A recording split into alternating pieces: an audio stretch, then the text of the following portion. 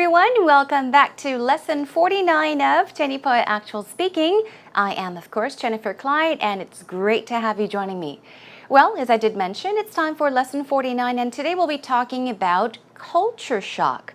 So what is culture shock? It's a type of shock. Okay, so it is a condition of confusion and anxiety, I guess, simply put. You can experience culture shock when you go to a new country, perhaps. You know, you're overwhelmed with the differences, the feelings of anger, anxiety, confusion.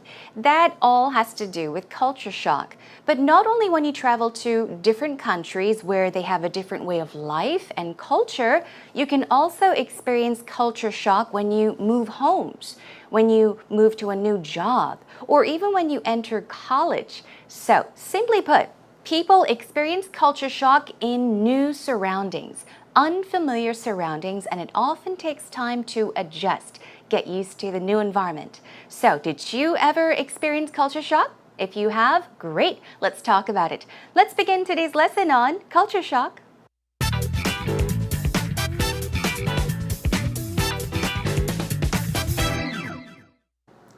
Welcome back, everyone. Are you ready to get started? Let's start with our warm-up segment, of course, with the 5 W's and how questions. Let's begin. The first W question is, as always, who? Now, we are going to brainstorm with these cues. What you have to do is perhaps ask yourselves these questions. Now, these questions will help you talk about this topic much more easily and smoothly, okay?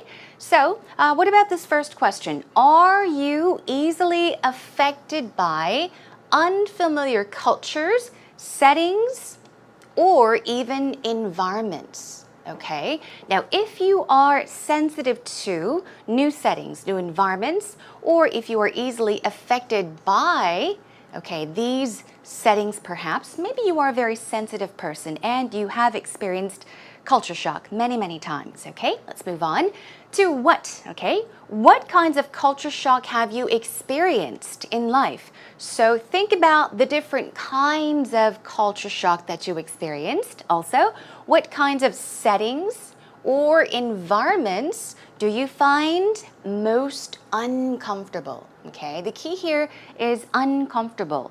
So settings is perhaps like an atmosphere, an environment. So in what kinds of environments, atmospheres, or settings do you feel most uncomfortable? You can talk about that as well. Now, what were, we're going to talk about what happened in the past, okay? So let's take you into what happened in the past. What were some common symptoms of culture shock you've experienced?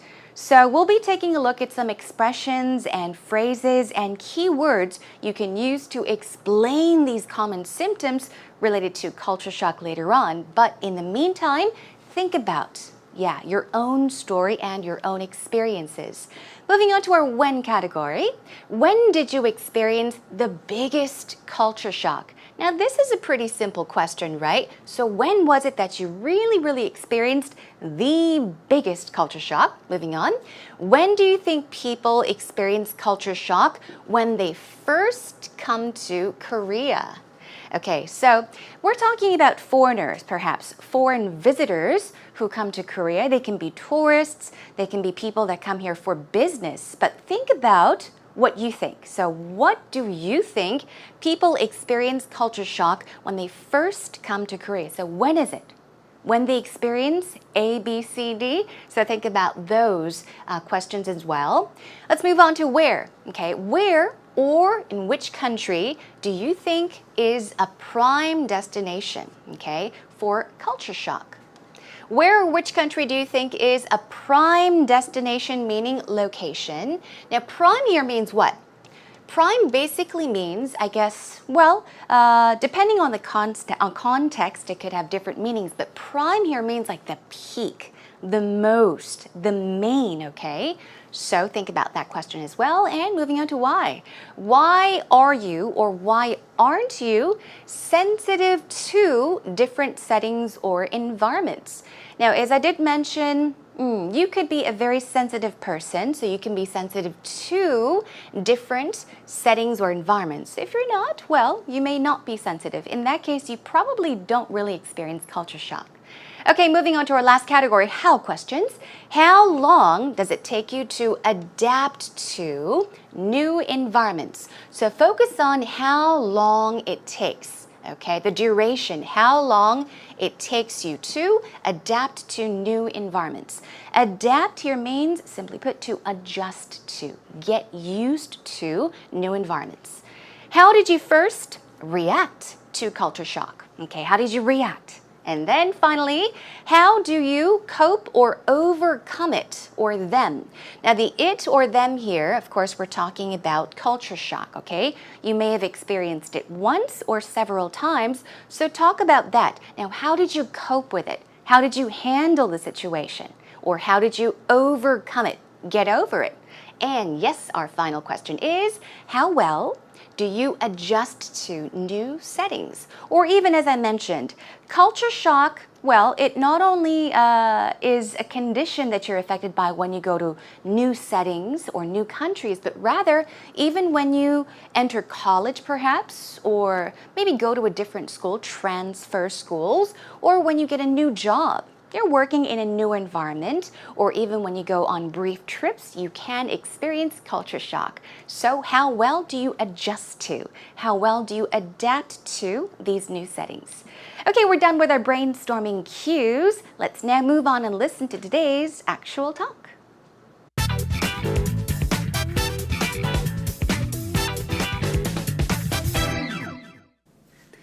So Peter, you've been in Korea for a good several years now, right? Quite a long time. You're probably adapted to Korean life pretty well.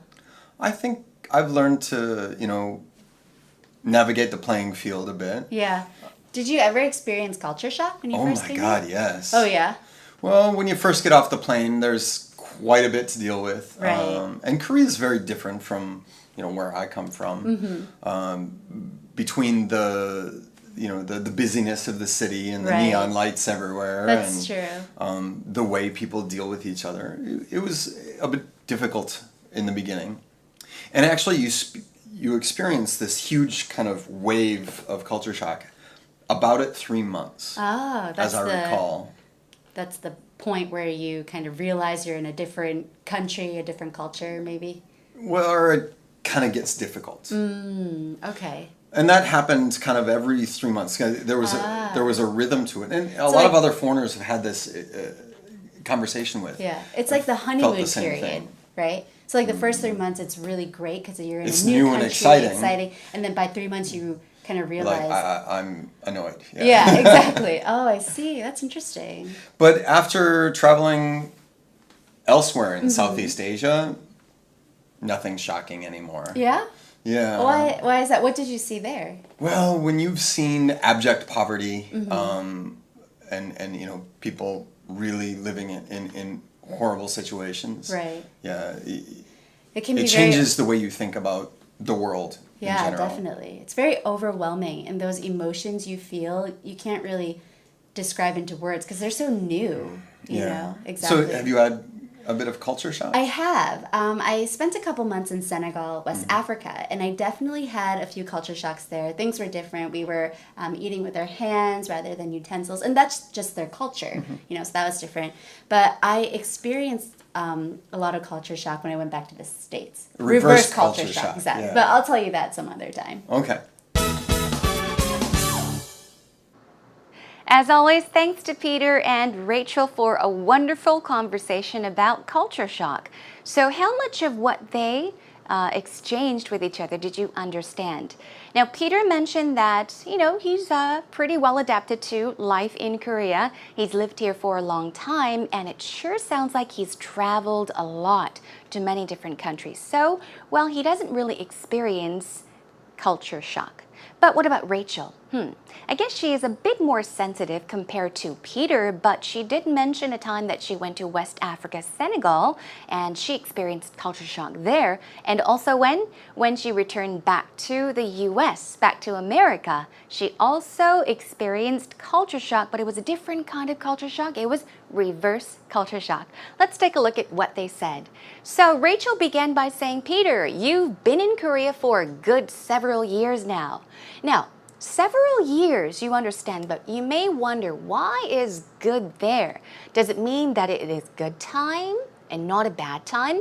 A good several years, okay? A good several years basically means long 7 years, okay? A good 7 years, in this case, does not mean very good, but we're saying for a long several years, for many, many years, in other words. Okay, and of course, Peter agrees. He says, yeah, quite a long time. Quite a long time.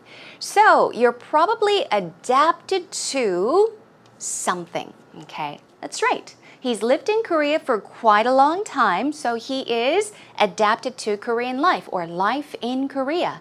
And he says, I think I've learned to navigate the playing field a bit. So, what does navigate mean? Of course, we do have navigation systems. Many of you that drive do have navigation systems in your car. And what do? They help you to get to where you're trying to get to, right? So basically, navigate means to perhaps move over something or move through something, move across something. Basically means to move around, okay? And playing field basically is a way of talking about activities or things that you may experience in life. So he's saying, I think I've learned to navigate the playing field a bit. So perhaps he's talking about the challenges he had to face. So he has faced many, many challenges in life. Now she asks, did you ever experience culture shock when you first came here? When you first came here, when you first arrived in Korea. Now, keep in mind, when you use the expression culture shock, we often say experience culture shock or have culture shock. Those are probably the most common ways of saying it. So, did you ever experience culture shock when you first came to Korea, when you first came here? And he says, oh my God, yes. Now, if you listen very carefully to his intonation, how did he say this? Did he say, oh my God, yes? Or did he say, oh my God, yes? Right? He really stressed it, meaning, yeah, very much. I experienced huge culture shock, in other words. So he says, oh my God, yes. When you first get off the plane, there's quite a bit to deal with. Now, this means that there are a lot of confusions or miscommunications, perhaps, a lot of problems or a lot of difficulty to cope with, to handle, to deal with. And he says, and Korea is very different, okay, from where I come from. And then he gives examples talking about the busyness of the city.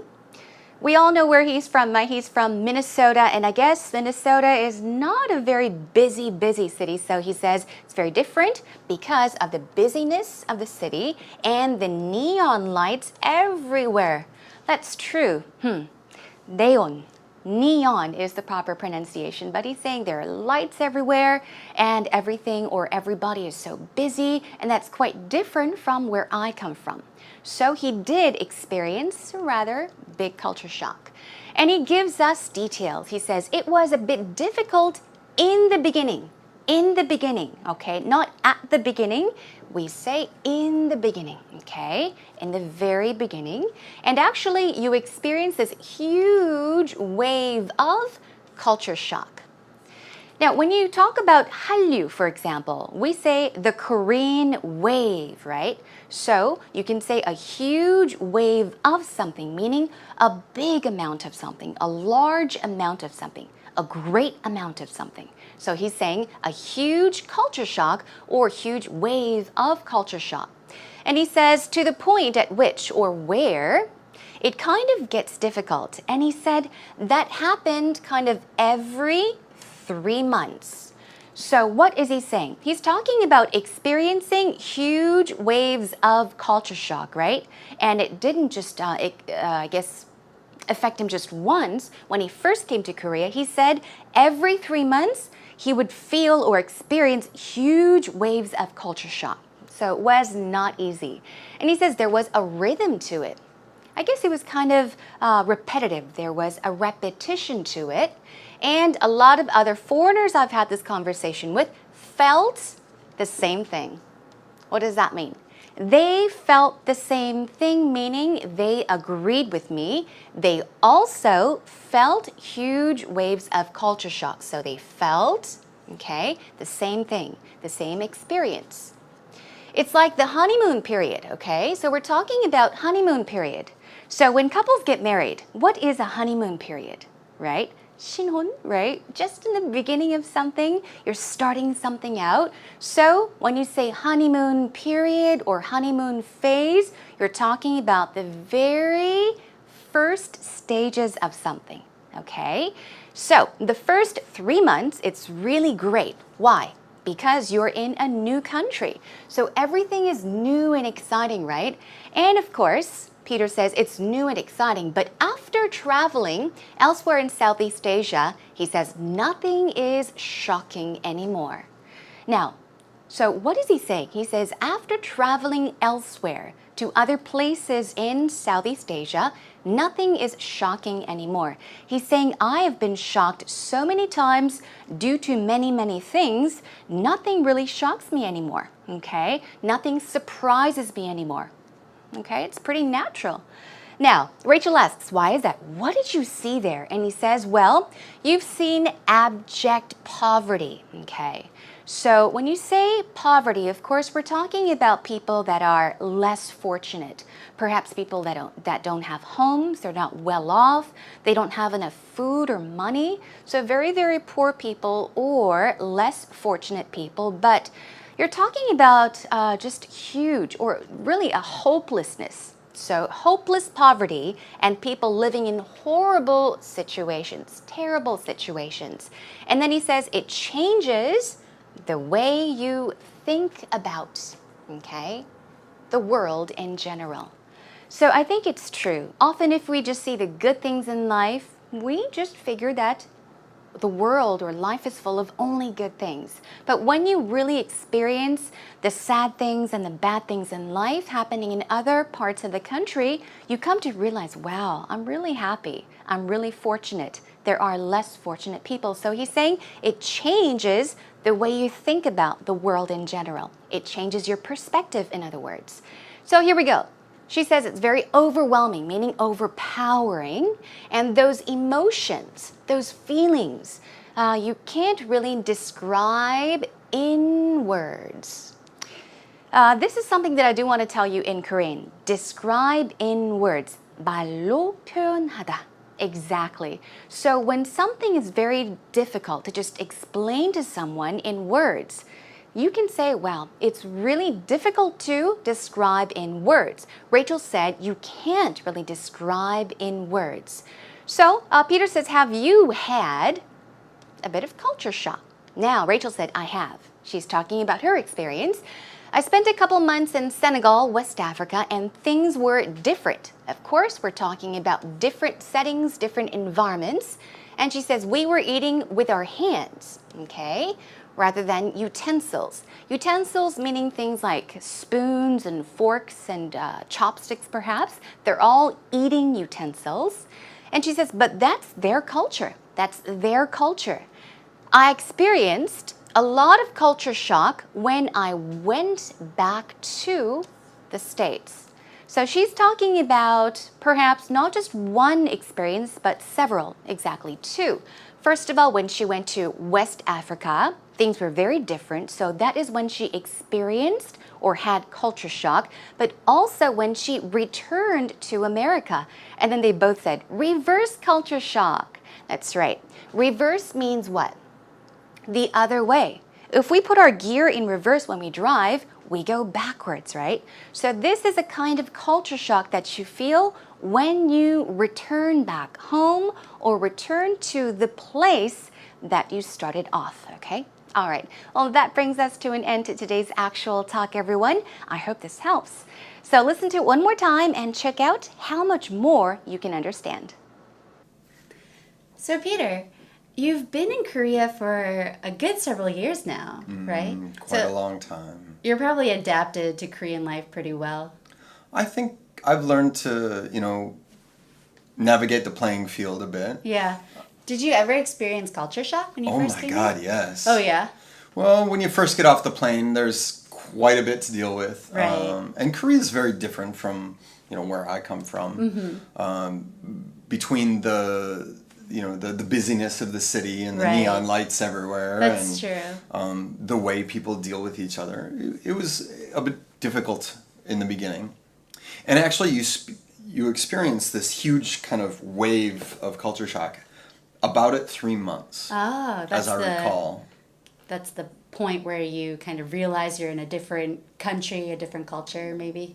Well, or it kind of gets difficult. Okay. And that happened kind of every 3 months. There was a rhythm to it, and a lot of like- other foreigners have had this conversation with. Yeah, it's like the honeymoon the same period, thing. right? So like the first 3 months, it's really great because you're in It's a new new country, and exciting. and then by 3 months you kind of Like realize. I'm annoyed. Yeah, exactly. Oh, I see. That's interesting. But after traveling elsewhere Mm-hmm. in Southeast Asia, nothing's shocking anymore. Yeah. Yeah. Why? Why is that? What did you see there? Well, when you've seen abject poverty, Mm-hmm. and people really living in horrible situations, Right. yeah, It can be it changes the way you think about the world in Yeah, general. definitely. It's very overwhelming, and those emotions you feel, you can't really describe into words because they're so new. You know, exactly. So have you had a bit of culture shock? I have. I spent a couple months in Senegal, West Africa, and I definitely had a few culture shocks there. Things were different. We were eating with our hands rather than utensils, and that's just their culture, so that was different. But I experienced a lot of culture shock when I went back to the States. Reverse culture shock, exactly. yeah. But I'll tell you that some other time. Okay. Okay, everyone, hope you enjoyed the actual talk one last time. Now let's move on to actual talk expressions. Expressions, phrases, and vocabulary you can make use of when talking about today's topic, which is once again culture shock. So as I did mention, when do people experience or have culture shock?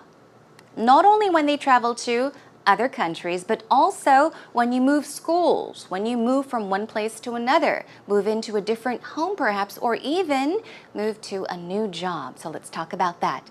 What about this one? What I witnessed in that country, so perhaps you're traveling, you've traveled, you're talking about your travel experiences. Now, what I witnessed in that country, what I saw in that country was completely beyond me. Now, here is an expression you can really make use of. Beyond me. What is beyond? Far away, right? You can say beyond those mountains. Far away, behind those mountains, right? So if you say something is beyond you, it's beyond me, it means that you really have a difficult time understanding it. It surpasses your understanding. So you're totally confused about something, okay? So if you really have a hard time understanding something, you're in total shock and confusion, you can say something is beyond me. So, if you witness something very surprising, something very unusual, you can say, what I witnessed in that country was completely beyond me. Okay, let's move on. I felt out of place the entire time I was there. Entire time means the whole time. But let's take a look at the beginning. I felt out of place. What does that mean? I felt out of place. It means that you didn't feel like you actually were supposed to be there. You felt awkward, okay? You felt that you weren't welcome, for example. Feel out of place. Feel very, very awkward because you think, maybe this is not the place for me. Okay, moving on. There were psychological. This has to do with the way you think. Also, social, how you associate with people. Cultural challenges involved in adjusting. So So you're talking about problems you had. So there were psychological challenges involved in adjusting or adapting, okay, or social or cultural. The challenges here, we're talking about difficulties, okay, things that you had to challenge. Moving on, also ways to talk about culture shock. I've been here about 2 months now. So say, for example, you moved, you got a new job, okay? So you can say, I've been here about 2 months now, and I still find a new area, a new room, or multiple new people every other day. Have you ever felt this? If you have moved from one place to another, a workplace, and you still feel awkward after 2 months, you can say this, okay? Everything is still new to you. Another one, my first few weeks at, okay, EBS, were a blur of getting lost. A blur is what? We talked about blurry, right? Something is a blur when we were talking about vision the other day. So a blur is something that is not very clear. It's blurry, it's fuzzy. So my first few weeks at EBS were a blur of getting lost. Basically means you got lost every other day. Okay, moving on. My first few days were nothing but. Okay, were nothing but, meaning what? It was full of what you were going to say. Trying to memorize so many new faces. In other words, you can say, my first few days were all about trying to memorize so many new faces or new names, for example. Let's move on. During my first few weeks at my new job, at my new school, I felt like I didn't fit in. Okay, remember we did take a look at the expression, I felt out of place. This is a very similar expression as well. I didn't fit in. It didn't feel right. I felt awkward there, okay? All right, moving on to some common symptoms of culture shock. Let's quickly go over them. You're talking about the symptoms, how you felt, perhaps. I felt extremely homesick. You miss home. You want to go back home. I felt extremely resentful. Resentful. You're full of something. You're full of hatred. Okay, you hate everything. You hate everyone. There's so much hate in you. So I felt extremely resentful. You were blaming people. You hated the situation. Also, tired, anxious, isolated, left out, and also depressed. Isolated is what? Okay, you felt like you were alone, okay? Left out also is a feeling that describes feeling aloneness, okay? And also depressed, as you all know, means to be very sad. So you felt these feelings or emotions. I felt resentful towards something, towards somebody, or in this case, the new environment. You hated the new environment. Moving on. I felt reluctant to, okay? You are unwilling to, you don't want to. I felt reluctant to associate with people. Associate, okay? If you say something associate, it is usually used as a noun, but here it is a verb, associate. Associate. Associate with people, meaning you didn't feel like talking to people, communicating with them, bonding with them, becoming friends with people, in other words. Okay, now also common reactions to culture shock. What could they be? I often became, tired and withdrawn. Tired, we all know. Withdrawn is a feeling of, being exhausted, but also just not interested in anything. You don't feel like doing anything. You feel far away. It's like you distant yourself from others, okay? And other reactions. I became psychologically. Remember, psychological challenges. Psychological meaning, that's right. It has to do with our thinking, okay? Our thought. Mental. So I became psychologically drained. What is drained? We did take a look at this a long, long time ago. If you say, I feel drained, it means that you feel like your energy has been sucked out. You feel very exhausted. You don't feel like doing anything, okay? You don't have the energy or the interest to do anything, but you're psychologically, 정신적으로 지친 거죠, okay? Also, I got frustrated, agitated, irritated easily, very easily, and had a hard time venting my anger. Vent here, as you see.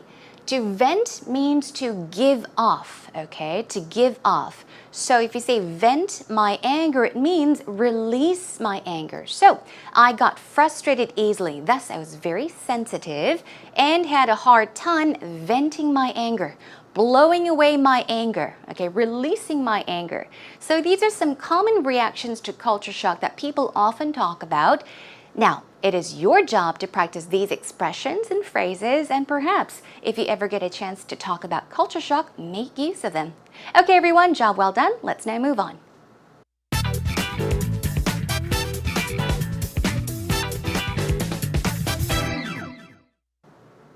Okay, everyone, it is time for today's idiom attack. Are you ready for it? Now, take a breather. Take a deep breath, relax. We did go over a lot so far. So think of this as a quick break, a relaxing break. Here is today's idiom. It is a culture vulture.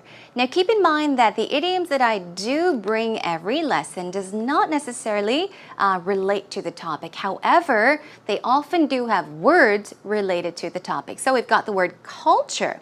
Now here is perhaps a tip as to what this may mean. A vulture is a person or a thing that preys. So simply put, a very greedy something. So what is a culture vulture? Here is an example sentence. My wife is such a culture vulture. She dragged me to every museum in the city on her honeymoon.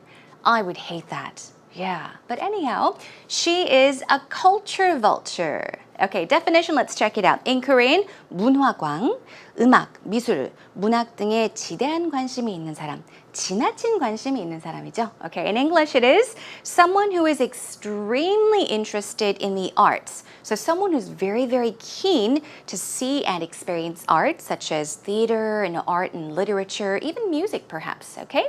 So another sample sentence. For culture vultures, there's no place like Vienna.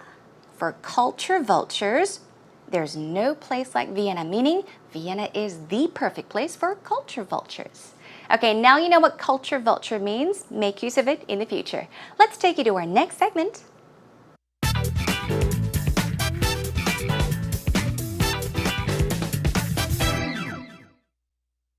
Talk about your culture shock experience in the past.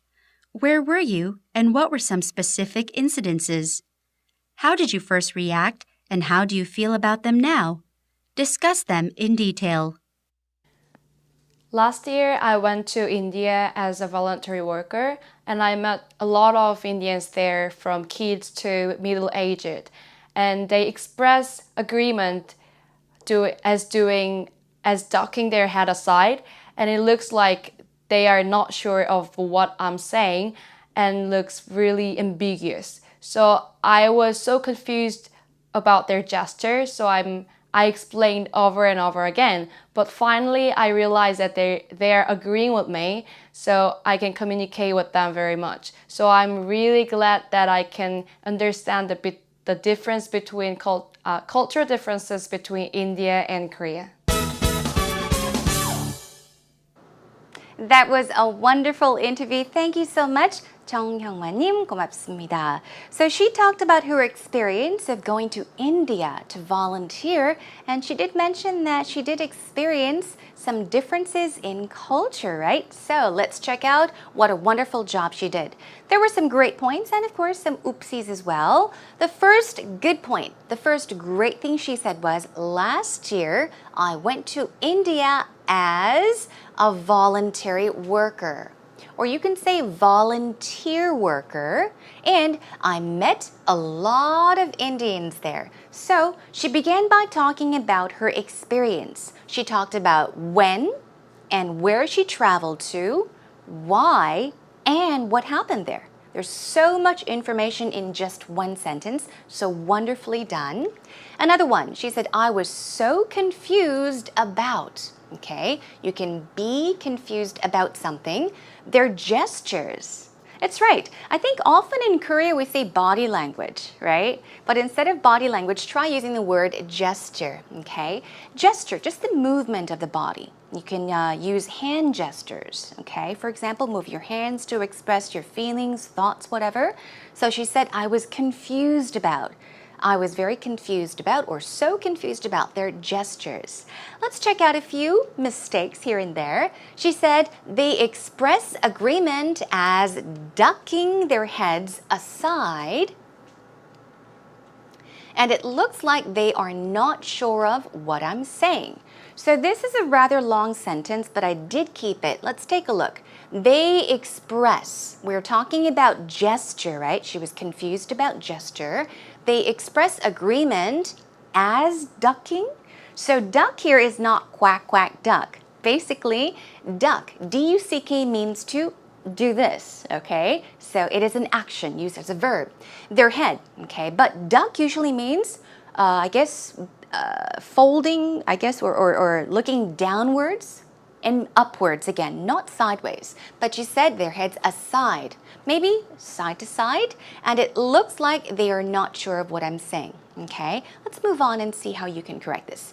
They expressed. See, we're talking about your past experience, her past experience of last year. They expressed agreement by tilting their head side to side, okay? So tilt is what? You can tilt sideways, forward, or backwards. So tilt, kind of move. Side to side, not side by side, side to side. So perhaps something like that. And it looked like, past once again, they were not sure of what I was saying. So tense is very, very important. So basically a few corrections here and there and perfect. Okay, let's move on to one more oopsie. So she says, so I'm really glad that I can understand the big culture differences between India and Korea. Now, yep, very well done. Between A and B. Differences between A and B. That's wonderfully done. But it's, these parts here, let's check out what you can do. I'm really glad that I learned once again. Or that I can now understand. I learned the big cultural differences, that's right, between India and Korea. So just a small, tiny correction made there. I'm really glad that I learned about or learned the cultural differences between A and B. So I hope that you don't make the same mistakes in the future when you happen to do an interview in English about culture shock or any other topic. Job well done.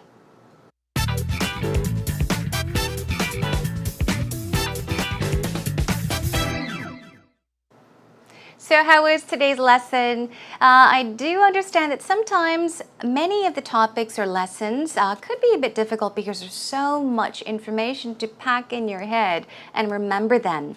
But yeah, always remember just to have fun with English. There's no need to memorize everything. You don't have to do anything. Just try to watch the lessons, listen to what I say, and have fun during the 40 minutes with me.